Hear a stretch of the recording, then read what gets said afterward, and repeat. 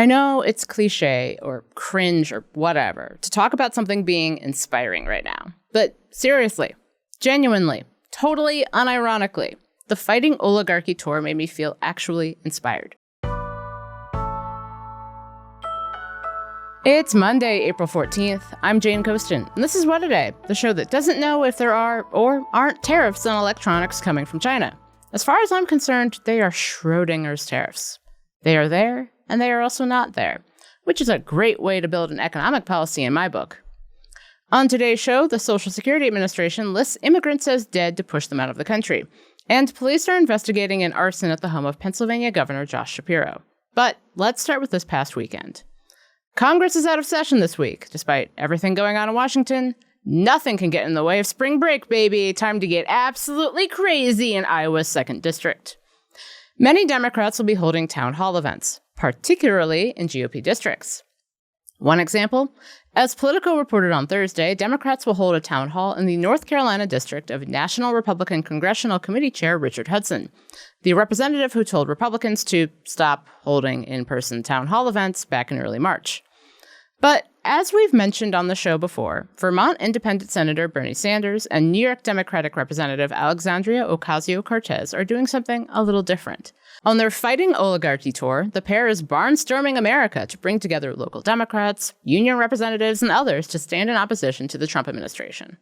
In Los Angeles on Saturday, the two brought together more than 34,000 people in Gloria Molina Grand Park. You know, it's funny. Just yesterday, our good friend Elon Musk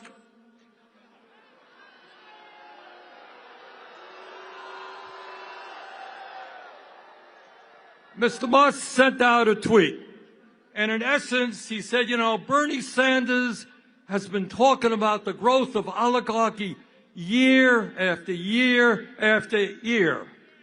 Well, Elon, you're damn right. That's what I've been talking about.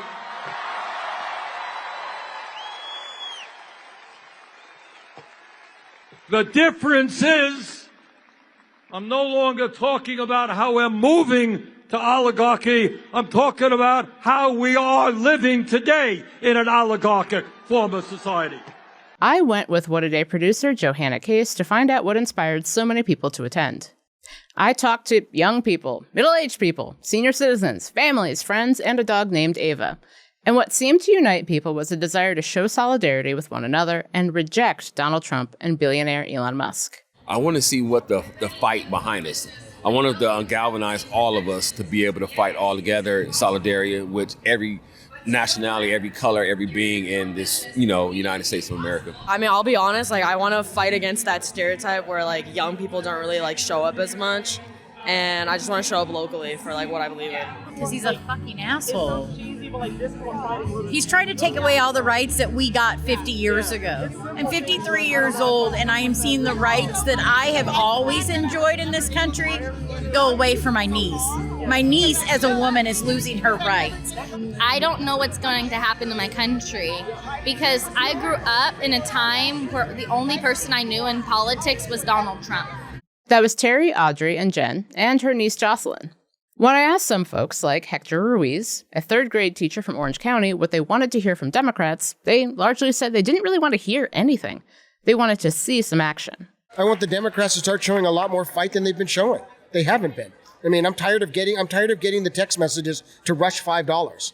The $5 isn't going to cut it. I mean, if you're going to stand outside the Treasury Department and wonder why there's a single little nerdy guy that's preventing you from coming in, why aren't you rushing this? Why aren't Democratic senators, why aren't representatives doing what AOC and Bernie are doing and going around and actually showing some fight? It's falling upon us, unfortunately. Some of the people I talked to had specific policies they wanted to hear more about from Democrats. But again, they also just wanted to hear more fight. I spoke with some younger folks. Here's Trent from Pasadena, who came along with friends Satara and Audrey, who we heard from earlier, and who had a very specific policy he wanted to hear more about. I mean, I really like a lot of what Bernie supports, stopping Citizens United or overturning Citizens United, taking a lot of money out of, private money out of politics. And Lily of Simi Valley also came with friends. I'm really looking forward to hearing about trans rights issues because a lot of the Democratic candidates haven't been able to kind of deliver on and haven't. They've been fucking up. They've been fucking up a lot. And I spoke with Glory. She's from Long Beach and said she's just trying to figure out how to persist when it feels like the rights of immigrants, women, and people of color are being scaled back very quickly. What do you want to see Democrats prioritize right now? I mean, because there's so much going on. Like that whole flood the zone with shit thing is real. Yeah. But what do you want to see Democrats prioritize? I would like for more, I guess, actual fighting and legislation. Like Cory Booker just did 25 hours of a similar filibuster, not exactly filibuster, but more things like that, like actually fighting to fight against some of these legislations and rules that are being written up in Congress and things like that, and actually trying to fight fire with fire, because what usually happens is letting things happen and then things get worse. So now it's really time to start fighting back. Here's Jen again. She was there with her niece Jocelyn, who voted for Vice President Kamala Harris in her very first presidential election last year.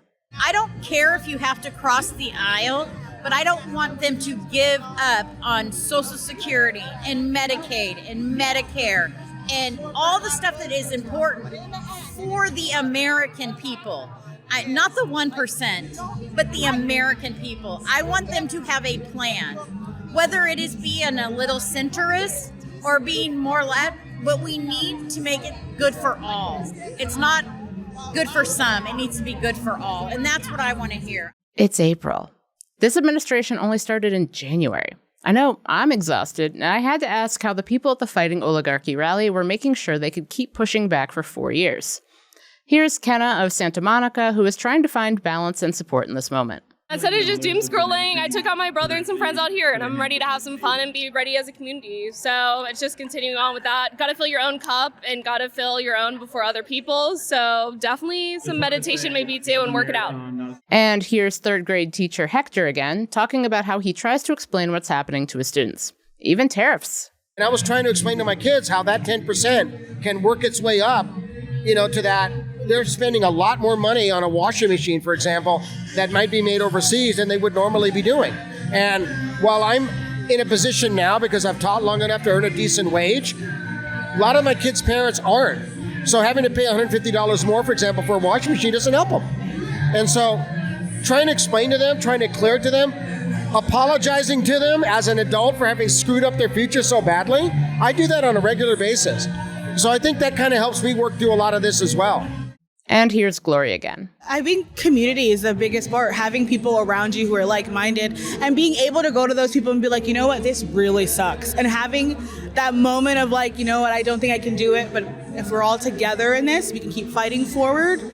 I know it's cliche or cringe or whatever to talk about something being inspiring right now. But seriously, genuinely, totally unironically, the Fighting Oligarchy tour made me feel actually inspired. I met so many different kinds of people. Maybe it was because of the location, but the diversity of age, race, gender, beliefs was off the charts. And all of them were united in support of something better than what we have right now, and wanted to join others in showing just how big that support really is. And also, there is a lot of Bernie merch out there. Merch the likes of which I had no idea existed. Hey, you, watching this on YouTube. Subscribe to our channel.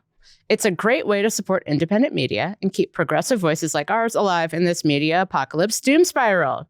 Seriously, subscribing is one of the most impactful ways you can back what we do, and it takes like 2 seconds, and it makes a big difference, so please. What Today is brought to you by ZBiotics Pre-Alcohol. Let's face it, after a night with drinks, I don't bounce back the next day the way I used to when I was 22 and didn't have a couch. I used to have to make a choice. I could either have a great night or a great next day. That is, until I found pre-alcohol. ZBiotics Pre-Alcohol Probiotic Drink is the world's first genetically engineered probiotic. It was invented by PhD scientists to tackle rough mornings after drinking. Here's how it works. When you drink, alcohol gets converted into a toxic byproduct in the gut. It's a buildup of this byproduct, not dehydration, that's to blame for rough days after drinking.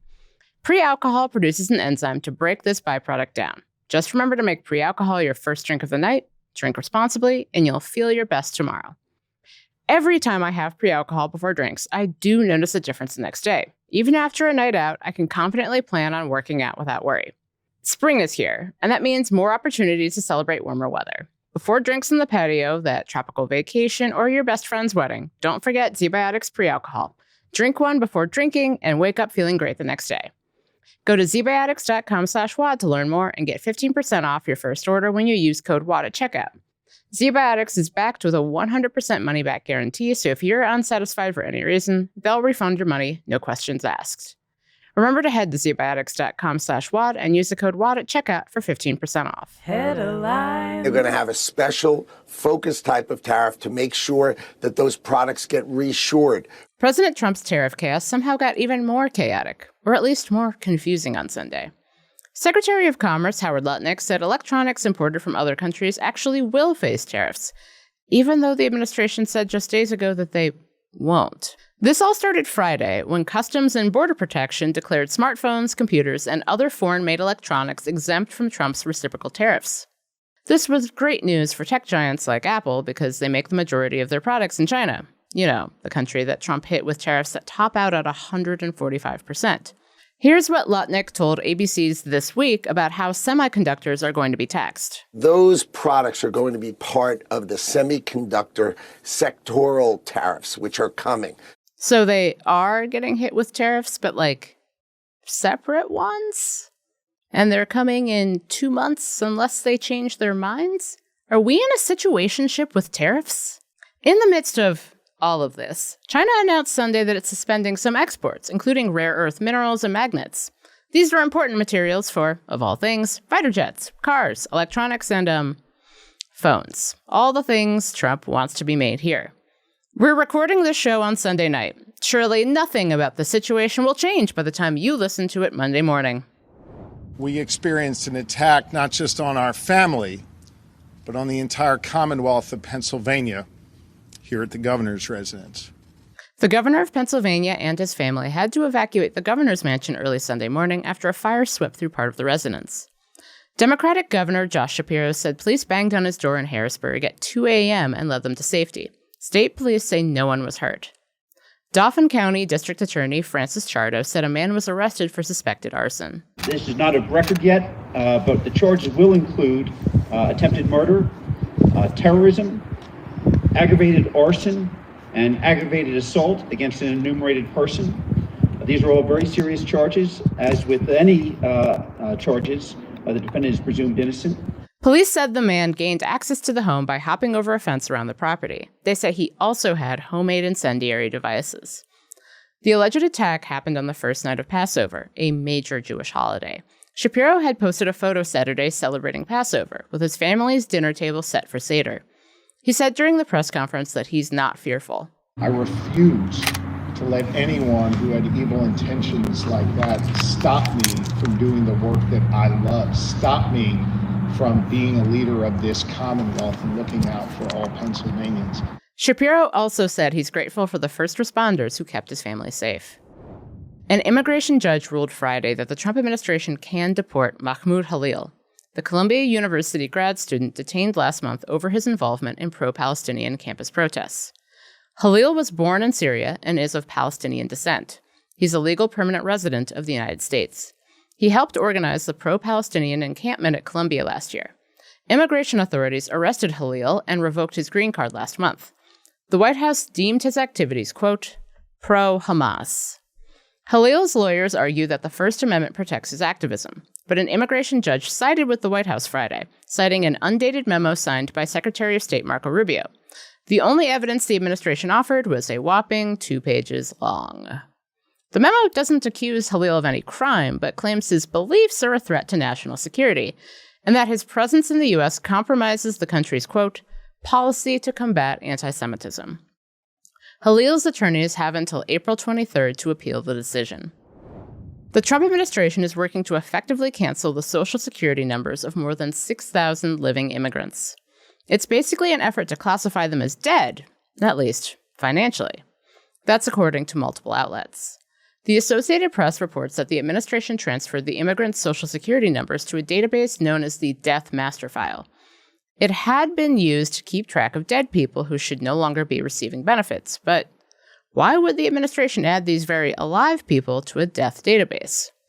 The New York Times cites documents last week that show the administration had revoked these immigrants' legal status. A Trump official said the initial immigrants affected were identified as having been suspected terrorists or having FBI criminal records. There have been no reports of the White House providing evidence of this claim. The White House says, quote, by removing the monetary incentive for illegal aliens to come and stay, we will encourage them to self-deport. Taking away someone's social security number makes it, among other things, nearly impossible to get a legal job and much harder to use credit cards. In some cases, it can even make it difficult to enroll children in school. And that's the news. That's all for today. If you like the show, make sure you subscribe, leave a review, shudder in horror at the fact that I think ESPN personality Stephen A. Smith might really run for president, and tell your friends to listen. And if you're into reading, and not just about how seriously, I think he's really going to do it. And we are going to have to watch an entire presidential campaign centered around a guy who spends 3 hours a day discussing Dallas Cowboys quarterback Dak Prescott. Like me, What A Day is also a nightly newsletter. Check it out and subscribe at crooked.com/subscribe. I'm Jane Coaston, and finally, a presidential debate over LeBron James's legacy. Just what we all wanted.